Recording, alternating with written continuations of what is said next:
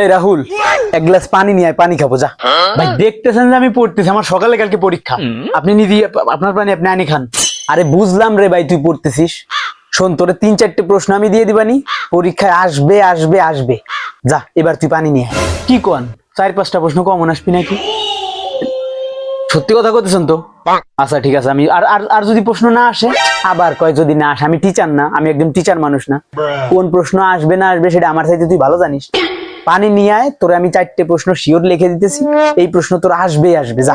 আচ্ছা ঠিক আছে, আমি আমি এখনই আপনার পানি এনে দিচ্ছি।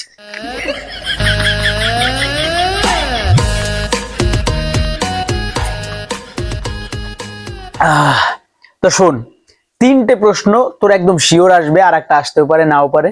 3টে প্রশ্ন কি কি তুই দেখ। প্রথমে আসবে মনে কর তোর